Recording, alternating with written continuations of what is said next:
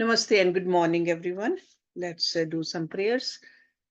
Om Guru Brahma, Guru Vishnu, Guru Devo Maheshwara, Guru Sakshat Parbrahma, Tasmai Shri Guruve Namaha. Om Bhur Swaha, Tatsavitra Vargo Devasya Dhimahi, Diyo Yo Nah Prachodayat.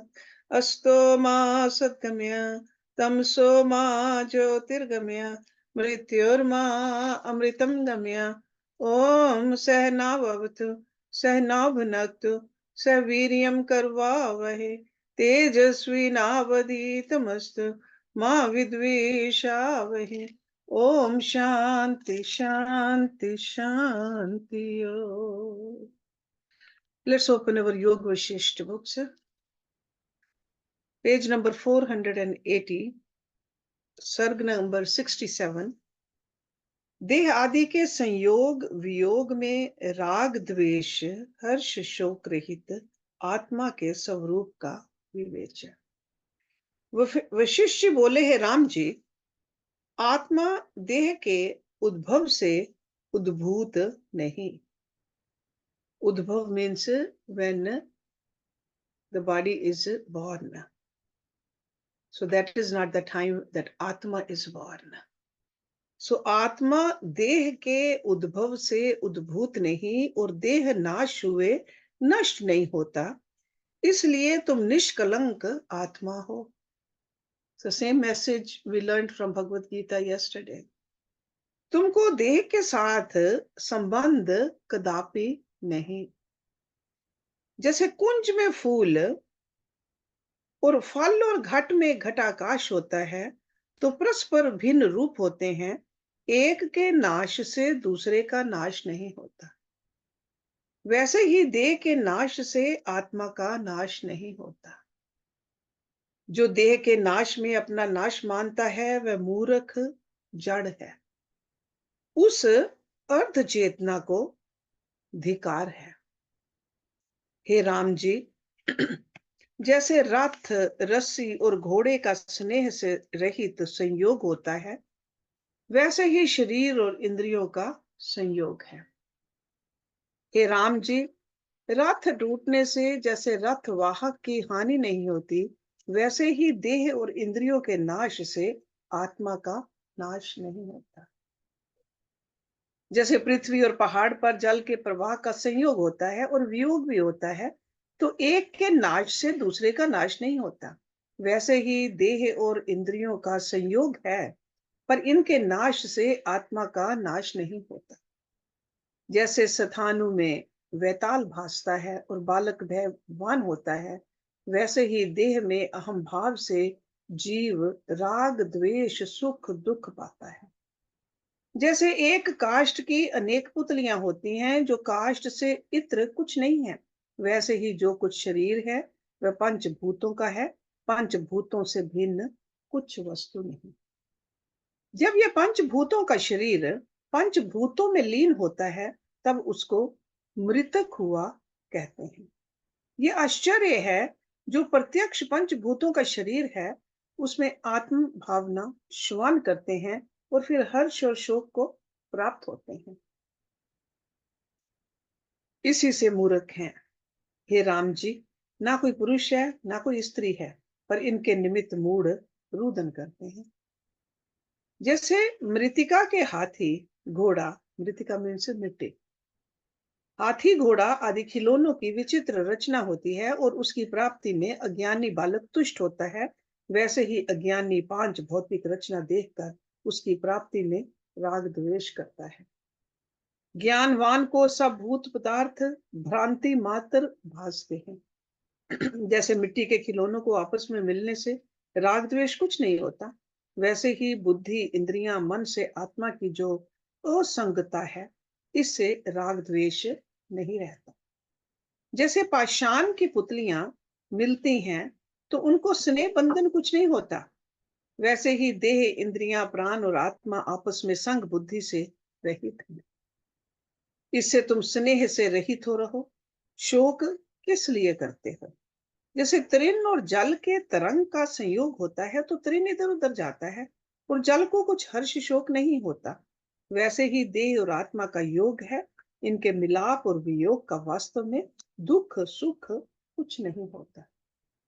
आत्मा और अनात्मा, देह इंद्रियां प्राण मन बुद्धि आदि विलक्षण है और परस्पर इनके क्षय और उदय में हर्ष शोक कुछ नहीं, परंतु चित्त के उदय से अनात्म धर्म आत्मा में प्रतिबिंबित भासता है। सो इस लाइक ए रिफ्लेक्शन। तुम तत्व बोध करके चित्त को त्याग करके अपने स्वरूप में स्थित हो। जैसे जल तरंग भाव को त्याग कर अपने स्थिर स्वभाव को प्राप्त होता है। जब तुम अपने अक्षोभ भाव को प्राप्त होगे तब भौतिक देह से आपको मित्र जानोगे। अक्षोभ मीन्स अनएजिटेटेड। जैसे वायुमंडल को प्राप्त हुआ पक्षी पृथ्वी को भी देखता है, वैसे ही तुम आत्म पद में स्थित होकर देह आदि को देखोगे। हे राम जी, तुम देह आदि भूतों को देखकर त्याग करो और तुर्यातीत अजन्मा पुरुषो रहो, तब तुम परम प्रकाश को पाओगे। जैसे सूर्य कांत मणि सूर्य के उदय से परम प्रकाश को प्राप्त होती है, वैसे ही जब बोध करके दृष्टा दर्शन दृश्य भाव जाता रहेगा तब तुम अपने भाव को यथार्थ रूप में जानोगे। जैसे मनुष्य मध्य से मत हो जाता है और मध्य के उतरने से आपको जैसे का तैसा जानता है और मध्य का स्मरण करता है, वैसे ही स्मरण करोगे। आत्म तत्व का जो स्पंदन फुरना हुआ है उसी का नाम चित्त है। वह अवस्तु रूप है। जैसे समुद्र में तरंगे उदित होती हैं, वह कुछ वस्तु नहीं, वैसे ही चित्त आदि कुछ वस्तु नहीं, भ्रांत रूप है।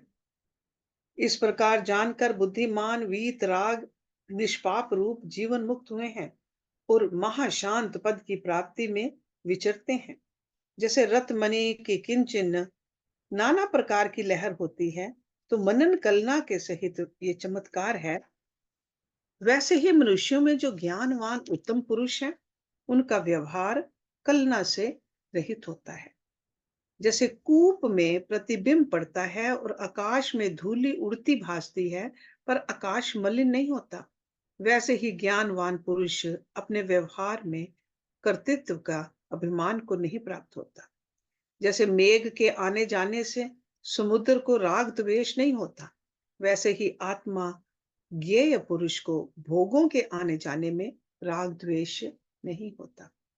हे राम जी, जिस मन में संसार के किसी पदार्थ की मनन वासना नहीं फुरती, उस चित्त में जो कुछ फुरना भासता है वह विलास स्वरूप जान, वह उसको बंधन का कारण नहीं होता।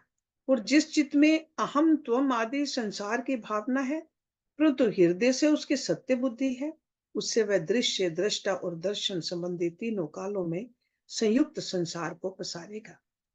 जो कुछ दृश्य है वह असत रूप है और जो सत्य है वह एक अव्यक्त रूप है। उसका आश्रय करके अलेप हो तब हर्ष शोक की दशा कहाँ।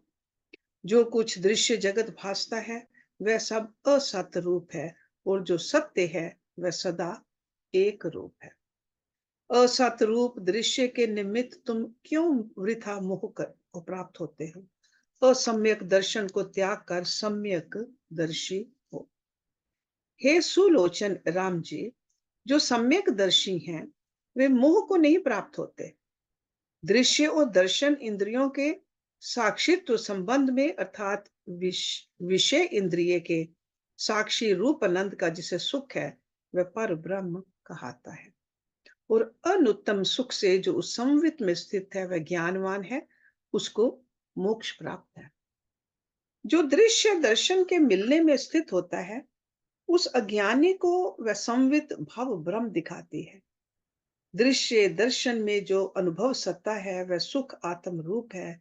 जो दृश्य के साथ लगा है वह बंद है और जो दृश्य से मुक्त हो चैतन्य संवित में स्थित है वह मुक्त कहता है। हे राम जी, दृश्य दर्शन के मध्य जो संवित है वह अनुभव रूप है। उस संवित का आश्रय करके जो दृश्य दर्शन से मुक्त है वह भव सागर से तरेगा। ये सुषुप्तिवत अवस्था है। इसको प्राप्त हुआ परम प्रकाश को प्राप्त होता है और इसी को मुक्त कहते हैं।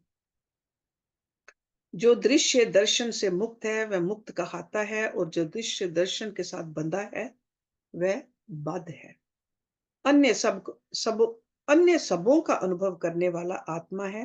वह न स्थूल है, न अणु है, न प्रत्यक्ष है, न अप्रत्यक्ष है, न चेतन है, न जड़ है, न सत्य है, न असत्य है, न अहम है, न त्वम है, न एक है, न अनेक है, न निकट है, न दूर है, न अस्ति है, न अस्ति है, न प्राप्ति है, न अप्राप्ति है, न सर्व है, न असर्व है, न पदार्थ है, न अपदार्थ है, न पांच भौतिक है, न अपांच भौतिक है। जो कुछ दृश्य जाती है वह मन सहित षठ इंद्रियों से सिद्ध होती है। So that means it's not a part of the duality system. Ashji, can you please tell me the page number? Sorry about it. Sorry, Ah, 482 right now. 482. Thank you. Yeah, it's towards the end of. Yeah. Got it. Thank you. जो इनसे अतीत है वह इनका विषय नहीं, क्योंकि निष्किंचन रूप है। ये भी सब वही रूप है, और यथावत जानने से सब आत्मा रूप है। जगत अनात्मा रूप कुछ नहीं, असम्यक ज्ञान से ऐसे भासता है। ये जो कठिन रूप पृथ्वी, द्रवता रूप जल, स्पंदन रूप वायु, उष्णता रूप अग्नि और अवकाश रूप आकाश भासते हैं, वे सब आत्म रूप है। जो कुछ वस्तु अवस्तु रूप संसार भासता है वह आत्म सत्ता से भिन्न नहीं। आत्मा से भिन्न संसार को मानना उन्मत्त चेष्टा है और मूर्ख मानते हैं। महात्मा पुरुषों को काल कलना रूप जगत सब आत्म रूप है। आदि कल्प से लेकर अंतर पर्यंत सब आत्मा का चमत्कार है। ऐसे जानकर तुम अपने स्वरूप में स्थित हो और भव सागर से तर जाओ। नेक्स्ट सर्ग। मुक्तिदायक और बंधन कारक अहंकार एवं परमात्मा के स्वरूप का वर्णन। वशिष्ठ बोले, हे राम जी, ये जो मैंने तुमको द्वैत के त्याग की विचार दृष्टि कही है, इसके विचार से अपना जो आत्म स्वभाव है वह प्राप्त होता है। जैसे बुद्धिमान को खोजने के अभ्यास से चिंता मनी प्राप्त होती है, इसके उपरांत एक और भी परम दृष्टि सुनो, जिससे मनुष्य अचल आत्म स्वरूप को देखता है। वह ये है कि मैं ही आकाश, दिशा, सूर्य, अधा, उधर्व, देवता, दैत्य, प्रकाश, तम, मेघ, पर्वत, पृथ्वी, समुद्र, समीर, धूलि, अग्नि आदि सथावर जंगम संसार हूं। हे राम जी, सर्व संसार आत्मा ही है, तो अहम और त्वम से भिन्न और अनेक और एक कैसे हो? जिसके हृदय में ऐसा निश्चय होता है, उसको सब संसार आत्म रूप भासता है, और वह पुरुष हर्ष शोक नहीं पाता। सब संसार मनोमात्र है, तो अपना और पराया क्या? ज्ञानवान को आत्मा से भिन्न कुछ नहीं भासता, इससे वह हर्ष विषाद को नहीं प्राप्त होता। हे राम जी, अहंकार भी तीन प्रकार के हैं। दो प्रकार का तो सात्विक निर्मल है, तत्व ज्ञान से परवर्तता और मोक्षदायक परमार्थ रूप है, और तीसरा संसार दिखाता है। एक तो अहम जो तुमको कहा है कि सर्व मैं ही हूं, मुझसे अन्य कुछ नहीं, और दूसरा ये है कि परम अणु जो सूक्ष्म से भी अति सूक्ष्म है, वह साक्षी भूत अव्यक्त रूप मैं हूं। ये दोनों मोक्षदायक हैं।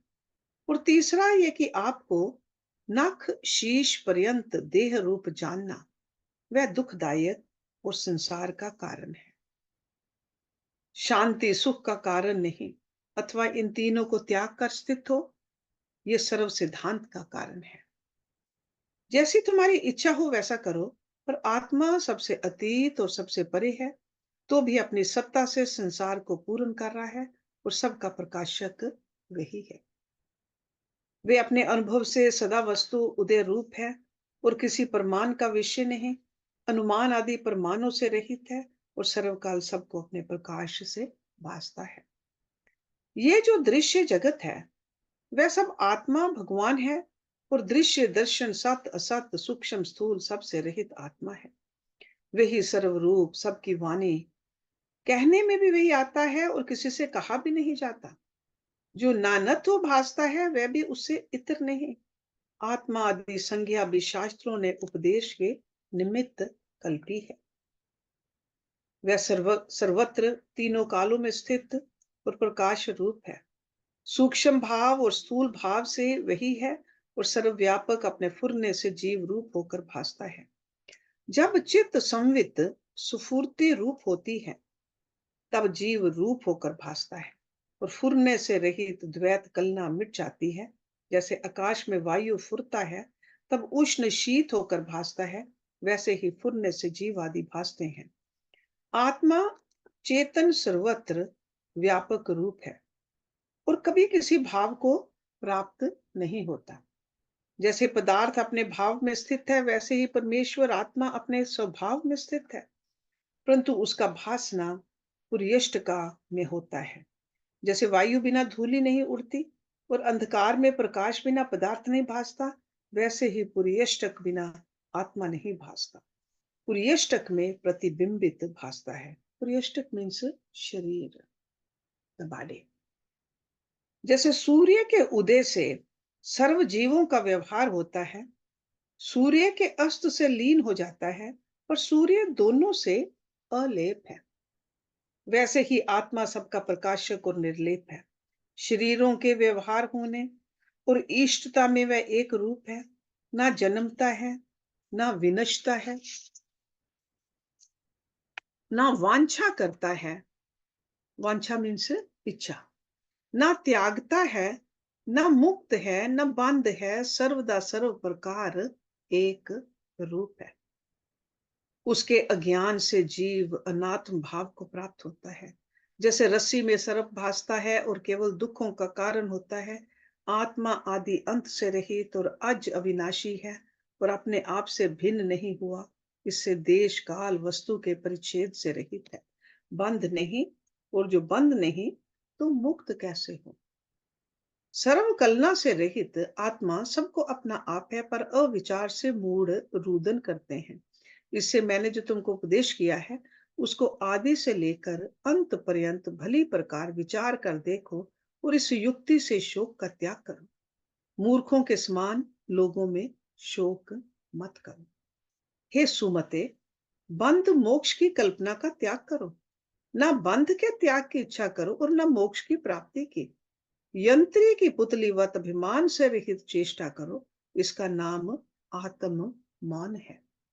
हे राम जी, मोक्ष आकाश में नहीं और ना पताल में है, ना भूमि लोक में है। चित्त का निर्मल होना ही मोक्ष है।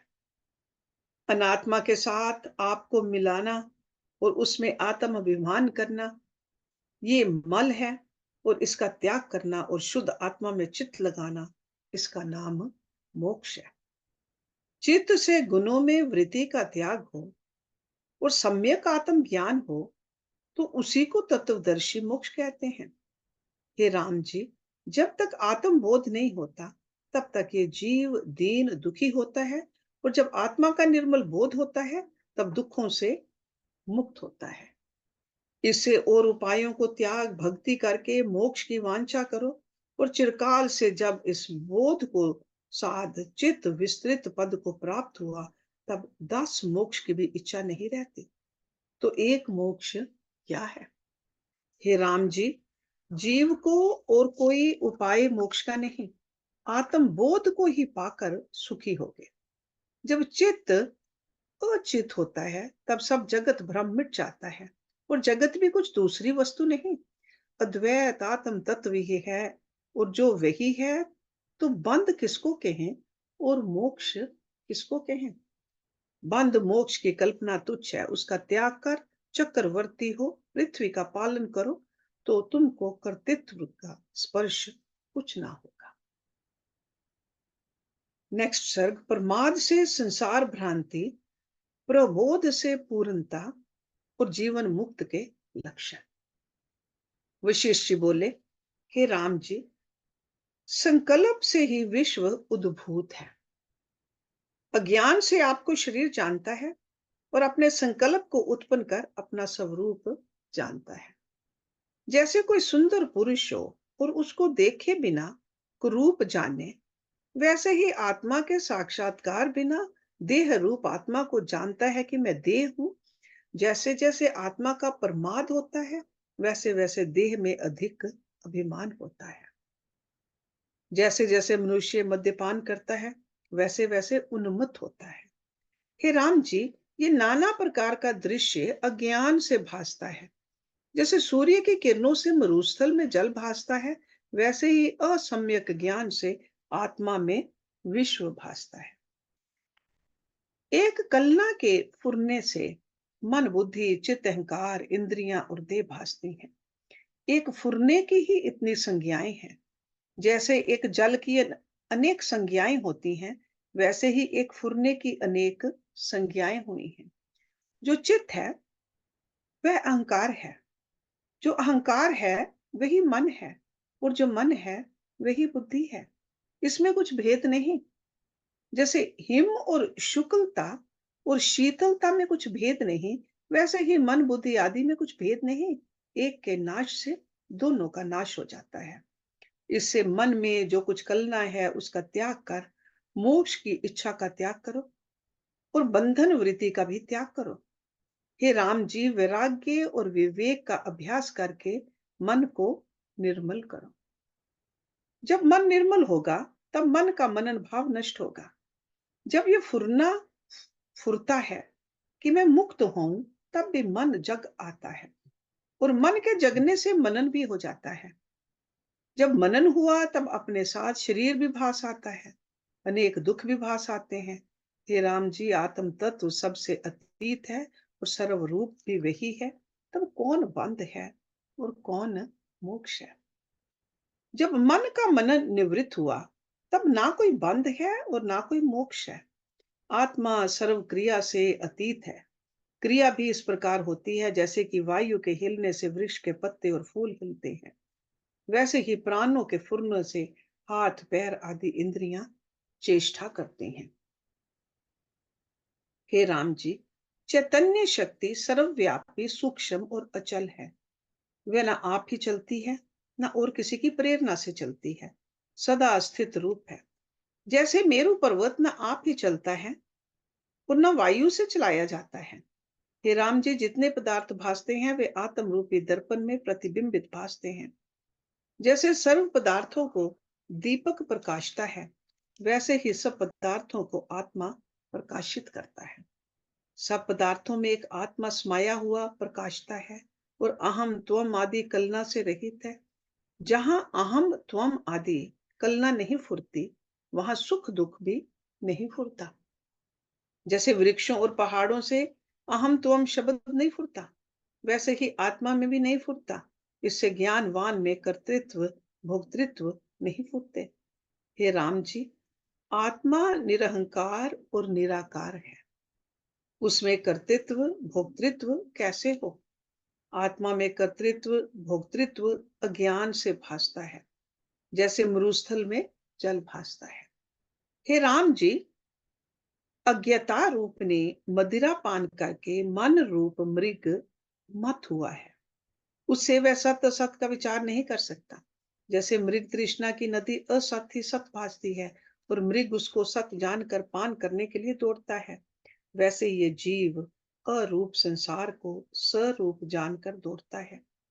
जब आत्म सत्ता का सम्यक भोग होता है, तब ये अविद्या नष्ट हो जाती है। जैसे ब्राह्मणों के मध्य चांडाली आ बैठे, तो जब ब्राह्मण उसको पहचाने कि यह चांडाली है, तो वह छिप जाती है।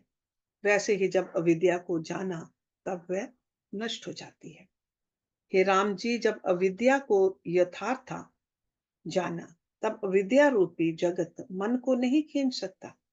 जैसे मृग तृष्णा की नदी को जब जाना, तब तृषा हो तो भी मन को वह जल नहीं खींच सकता। हे राम जी, जब परमार्थ सत्ता का बोध होता है, तब मूल से वासना नष्ट हो जाती है। मूल मीन्स रूट। जैसे सूर्य के उदय से अंधकार नष्ट हो जाता है, वैसे ही आत्मज्ञान से अविद्या वासना सहित नष्ट हो जाती है। हे राम जी, अविद्या अविचार से सिद्ध है। जब सख्त शास्त्रों की युक्ति से विचार प्राप्त होता है, तब अविद्या नष्ट हो जाती है। जैसे हिम कण धूप से गलकर जल रूप हो जाता है, वैसे ही विचार से अज्ञान नष्ट हो जाता है। हे राम जी, देह जड़ है और आत्मा सदा चेतन रूप है। जड़ देह के निमित्त भोगों की वांछा करना बड़ी मूर्खता है। जो ज्ञानवान पुरुष हैं, वे इस बंधन को तोड़ डालते हैं। हे राम जी, आशा रूपनी फांसी को हृदय से काटो। जब आशा रूपी आवरण दूर होगा, तब पूरन मासी के चंद्रवत हृदय शीतल होगा। यों ही ये पुरुष भी तीन तापों से मुक्त शीतल हो जाता है। जैसे पर्वत में अग्नि लगे और उसके ऊपर जल की बहुत वर्षा हो, तो वह ताप से मुक्त हो शांत होता है। हे राम जी, जैसे शेर पिंजड़े को तोड़कर निकलता है, वैसे ही ज्ञानवान पुरुष भोग वासना के बंधन को तोड़ डालता है। हे राम जी, जैसे रंक को त्रिलोकी का राज्य मिलने से वह अनंत को प्राप्त हो, वैसे ही ज्ञानवान को आत्मा के साक्षात्कार से आनंद प्राप्त होता है और वह परम निर्मल लक्ष्मी से शोभता है। जब हृदय से आशा रूपी मैल जाता है, तब जैसे शरतकालीन आकाश निर्मल शोभता है, वैसे ही वह शोभता है। हे राम जी, ज्ञानवान पुरुष अपने आप में नहीं समाता, जैसे महाकल्प का समुद्र नहीं समाता और जैसे मेघ जल को त्याग कर मौन हो जाता है, वैसे ही ज्ञानवान आशा को त्याग कर आत्म मौन धारता है। जैसे अग्नि लकड़ी को जलाकर धुएं से रहित अपने आप में स्थित हो जाती है, वैसे ही चित्त की वृत्ति से रहित होने से आत्म पद में निर्वाण हो जाता है। जैसे दीपक बुझ जाता है, वैसे ही निर्वाण से परमानंद को प्राप्त होता है। जैसे अमृत पीकर पुरुष आनंदवान होता है, वैसे ही वह परमानंद से पूर्ण अपने आप में प्रकाशता है। जैसे वायु से रहित दीपक प्रकाशता है और शुद्ध मणि अपने प्रकाश से प्रकाशती है, वैसे ही ज्ञानवान अपने आप से प्रकाशता है। मैं सर्वात्मा, सर्वगत, ईश्वर, सर्वकार, निराकार, केवल चिदानंद आत्मा हूं और सदा अपने आप में स्थित हूं। हे राम जी, ज्ञानी अपने आप को ऐसे जानते हैं और पूर्व के बीते हुए दिन को हंसते हैं। मैं तो अनंत आत्मा हूं, माया के भ्रम से आपको कर्ता भोक्ता मानता था। ऐसे जानकर जो राग द्वेष से रहित परम शांति को प्राप्त होता है, उसके सब ताप निवृत्त हो जाते हैं। उसकी सदा आत्मा में प्रीति रहती है। उसका चित्त सब ओर से पूर्ण हो जाता है। वह सबको पवित्र करने वाला होता है। वह काम रूपी चक्र से मुक्त होकर जन्मों के बंधन काट डालता है। राग द्वेष आदि द्वंद्व और सर्व भय से मुक्त होता है। अविद्या रूपी संसार समुद्र से तर जाता है। उत्तम लक्ष्मी को प्राप्त होता है, अर्थात परम पद पाता है और फिर संसार के जन्म मरण को नहीं प्राप्त होता और उसके कर्मों का अंत हो जाता है। हे राम जी, ज्ञानवान की क्रिया को देखकर और सब वांछा करते हैं, परंतु औरों की क्रिया को देखकर ज्ञानवान किसी की वांछा नहीं करता। वह सबको आनंदित करता है और आप किसी से आनंद नहीं पाता। वह ना किसी को देता है ना लेता है, ना किसी की स्तुति करता है ना निंदा, ना किसी उत्तम पदार्थ को पाकर उदित होता है, ना अनिष्ट को पाकर नष्ट होता है और हर्ष शोक से रहित है। So these are is describing the लक्षण of a जीवन मुक्त पर्सन। उसने सब फल का त्याग किया है और उपाधि से रहित है और कर्तृत्व भोक्तृत्व से आपको न्यारा मानता है। ऐसा जो पुरुष है, वह जीवन मुक्त है। हे राम जी, जब तुम सब इच्छा त्याग कर मौन हो, तब परम विशेष भाव को प्राप्त हो गए। जैसे मेघ जल का त्याग कर मौन भाव को प्राप्त होता है, वैसे ही तुम मोक्ष भाव को प्राप्त हो। हे राम जी, जैसे कामी पुरुष स्त्री को कंठ से लगाकर आनंद पाता है, पर उसको ऐसा आनंद नहीं होता जैसा आनंद वासना मुक्त पुरुष को होता है। फूल के गुच्छे से वसंत ऋतु ऐसी नहीं शोभती जैसे उदार बुद्धि आत्म मौनवान शोभता है। हिमालय पर्वत में प्राप्त हुआ भी ऐसा शीतल नहीं होता जैसा निरीह पुरुष का मन शीतल होता है। निरीह मीन्स नो इच्छा।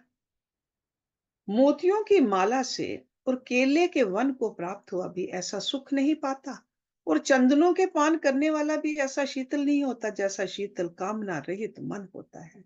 और चंद्र के स्पर्श से भी ऐसा शीतल नहीं होता जैसे निष्काम पुरुष शीतल होता है। चंद्र बाहर की तपन मिटाता है, परंतु भीतर की तपन निवृत्त नहीं करता। पर निराशा से हृदय की तपन मिट जाती है और परम शांति प्राप्त होती है। जैसे शीतलता वासनाहीन पुरुष के संग से होती है, वैसे ही और किसी उपाय से नहीं प्राप्त होती। हे राम जी, ऐसा सुख स्वर्ग में नहीं प्राप्त होता और ना सुंदर स्त्रियों के स्पर्श से होता है जैसा सुख निष्काम जन को प्राप्त होता है। वह पुरुष सुख को प्राप्त होता है जिस सुख के सामने त्रिलोकी के सुख तृणवत भासते हैं। हे राम जी, आशा रूपी पुंज के वृक्ष के काटने को उपशम रूपी कुल्हाड़ा है। जो पुरुष कामना मुक्त हुआ है, उसको सब पृथ्वी गोपद के समान तुच्छ भासती है। मेरु पर्वत एक टूटे वृक्ष के समान भासता है और दिशा डिब्बी के समान भासती है, क्योंकि वह उत्तम पद को प्राप्त हुआ है और त्रिलोकी की विभूति तृणवत तुच्छ देखता है। जो पुरुष कामनाहीन है, वह संसार को देखकर हंसता है और उसे कदापि लौकिक पदार्थों की कल्पना नहीं फूटती।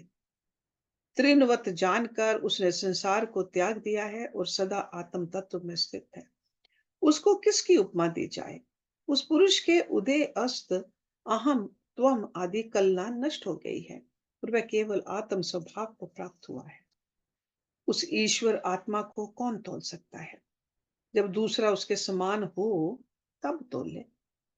हे राम जी, वह पुरुष सब संकटों के अंत को प्राप्त हुआ है।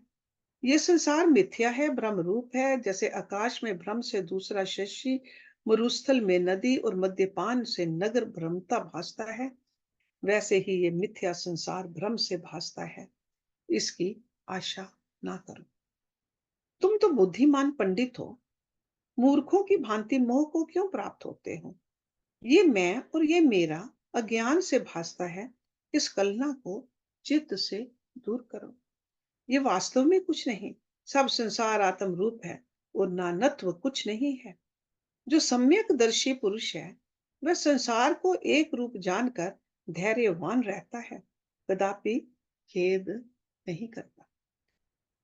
हे राम जी, जो पुरुष इच्छा रहित है, आत्म विचार से आत्म पद को प्राप्त हुआ है, उसको देखकर मोहने वाली माया भी भाग जाती है और निकट नहीं आती।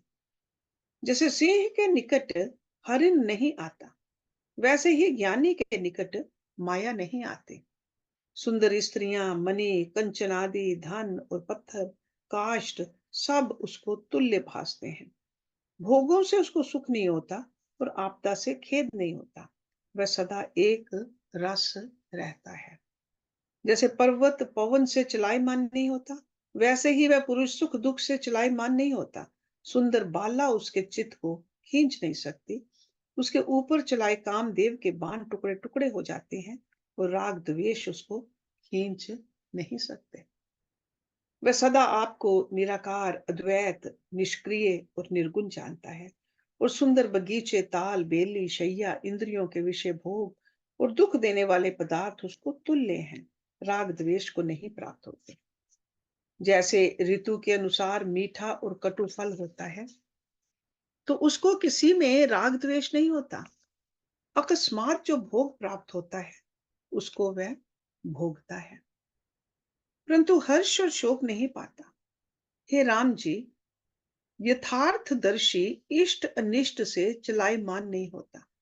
जैसे वसंत ऋतु के आने जाने से पर्वत सुख दुख को प्राप्त नहीं होता, वह कर्म इंद्रियों से कर्म करता है परंतु उसमें आसक्त नहीं होता, और बाहरी दृष्टि से आसक्त भासता है परंतु भीतर आसक्त नहीं होता।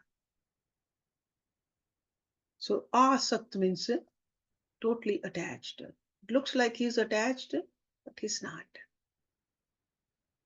वह जो बाहर आसक्त दिखने नहीं आता परंतु चित्त से आसक्त है, वह डूबता है। जैसे शुद्ध मणि पंख में दृष्टि गोचर है तो भी उसको कुछ कलंक नहीं, और जो बीच से खोटी है वह यदि बाहर से उज्जवल भी भासती है तो भी सकलंक है। यूं ही जो चित्त से आसक्त है वह आसक्त है, और जो चित्त से आसक्त नहीं वह आसक्त नहीं। हे राम जी, आत्म सत्ता सदा प्रकाश रूप नित्य शुद्ध और परमानंद स्वरूप है। जिस पुरुष को अपने शुद्ध स्वरूप का ज्ञान है उसको विस्मरण नहीं होता। हे राम जी, जिसके शरीर से अहम भाव उठ गया है और जो इंद्रियों से कर्म करता है वह करता भी नहीं करता, और जिसके देह में अहम भाव है वह नहीं करता तो भी करता है। जैसे किसी को चिरकाल के उपरांत मिला बांधव विस्मृत नहीं होता, वैसे ही जिसने अपना स्वरूप जाना है उसको वह फिर विस्मृत नहीं होता। सो विस्मृत मीन्स भूलना। हे राम जी, जिनको शुद्ध स्वरूप का सम्यक ज्ञान होता है उनको भ्रांति रूप जगत नहीं भासता। जैसे रस्सी में भ्रम से सर्प भासता है, पर जब भ्रम निवृत्त हुआ तब रस्सी ही भासती है, सर्प नहीं भासता। जैसे मरुस्थल में जल बुद्धि निवृत्त होने पर फिर जल बुद्धि नहीं होती, वैसे ही आत्मा के जानने से देह भाव नहीं होता। जैसे पहाड़ से नदी उतरती है तो फिर पहाड़ पर नहीं चढ़ती, और सुवर्ण की खोट अग्नि से जल जाने पर चाहे कीचड़ में डालें फिर खोट नहीं होती। वैसे ही जब हृदय की चिद ग्रंथि टूटी तब गुणों के व्यवहार में गांठ नहीं पड़ती, बंधन नहीं रहता। जैसे वृक्ष से टूटा फल फिर नहीं लगता, वैसे ही जिसका देह अभिमान जाता रहा है उसको फिर अभिमान नहीं होता। जैसे लोहे के हथौड़े से पारे को चूर्ण किया तो फिर वह नहीं फुरता। जिस पुरुष ने अविद्या को जाना है वह फिर उसकी संगति नहीं करता, और जिस ब्राह्मण ने चांडालों की सभा जानी फिर वह उनकी संगति नहीं करता। वैसे ही आत्म विचार से मन को चूर्ण किया तब फिर वह नहीं फुरता। जिस पुरुष ने अविद्या रूप संसार को जाना है वह फिर संसार के पदार्थों में आसक्त नहीं होता। हे राम जी, विष जो मधुर जल से मिला हो तो जब तक जाना नहीं तब तक उसको कोई पान करता है, और जब उसको जाना तब फिर पान नहीं करता। वैसे ही जब तक इस संसार की यथार्थता नहीं जाने तब तक इसके पदार्थों की इच्छा करता है, पर जब जाना कि ये माया मात्र है तब इसकी इच्छा नहीं करता। हे राम जी, सुंदर स्त्री जो नाना प्रकार के वस्त्रों और भूषणों सहित दृष्टि में आती है उसको ज्ञानवान जानता है कि ये अस्थि मांस रुधिर आदि की पुतली बनी है और कुछ नहीं। जो उसकी इच्छा त्यागता है वे रक्त हो जाता है। जैसे मूर्ति पर नील पीत श्याम रंग लिखे होते हैं वैसे ही उनके वस्त्र और केश हैं। हे राम जी, जिस पुरुष को आत्मा का साक्षात्कार होता है उसको अवस्तु में वस्तु बुद्धि नहीं होती। अवस्तु में वस्तु बुद्धि तब होती है जब वस्तु का विस्मरण होता है। ज्ञानवान को तो सदा स्वरूप का स्मरण है, उसको अवस्तु में वस्तु बुद्धि कैसे हो। जिसको आत्म बुद्धि हुई है उसको विस्मरण नहीं होता। जैसे किसी पुरुष ने किसी के पास गुड़ रखा हो और वह खा जाए तो उसको वह दंड आदि दे सकेगा, परंतु उसका रस दूर नहीं कर सकता। वैसे ही जिसको आत्मा का अनुभव हुआ है उसको कोई कुछ नहीं कर सकता। हे राम जी, जैसे उल्टा नारी का किसी पुरुष से चित्त लगता है तो वह गृह का कार्य भी करती है परंतु उसका चित्त सदा उसमें लगा रहता है। वैसे ही ज्ञानवान क्रिया करता है परंतु उसका चित्त सदा आत्म पद में रत रहता है। वो जैसे पर व्यसनी नारी को उसका भर्ता दंड भी देता है तो भी स्पर्श का सुख उसके हृदय से दूर नहीं कर सकता। वैसे ही जिसको आत्म अनुभव हुआ है उसको कोई दूर नहीं कर सकता, और जो देवता और दैत्य दूर नहीं कर सकते तो औरों की क्या बात है। जो बड़े सुख अथवा दुख का प्रवाह आ पड़े तो भी उनको स्पर्श नहीं कर सकता। कर्म करते हुए भी वह करता है। जैसे पर व्यसनी नारी पर पुरुष के संयोग से सुख पाती है, परंतु उसको स्पर्श के सुख का अनुभव हुआ है, उसके संकल्प से अखंड अनुभव करती है, उससे उसको दुख कुछ नहीं भासता। वैसे ही जिसको आत्म सुख हुआ है, उसको दुख सुख कुछ नहीं भासते। हे राम जी, सम्यक ज्ञान से जिसकी अविद्या नष्ट हुई है, वह दुख नहीं देखता। जो उसके अंग काटे जाएं तो भी उसको दुख नहीं होता, और शरीर के नष्ट होने से वह नष्ट नहीं होता। सुख दुख उसके नष्ट हो गए हैं और वह सदा आत्म पद में निश्चय रखता है। संकट ग्रस्त भी वह दिखाई देता है, परंतु उसका संकट कोई नहीं। वह वन में रहे अथवा गृह में, व्यवहार करे अथवा समाधि लगा ले, सदा एक रस रहता है, उसको खेद किसी प्रकार का नहीं होता। So next week we will read जीवन मुक्त सुरों असुरों व मनुष्यों आदि का वर्णन। So let's stop it here. ओम पूर्णमदा पूर्णमिदं पूर्णात् पूर्णमुदच्यते पूर्णस्य पूर्णमदाय पूर्णमेवावशिष्यते। ओम शांति शांति शांति ओम। Thank you very much.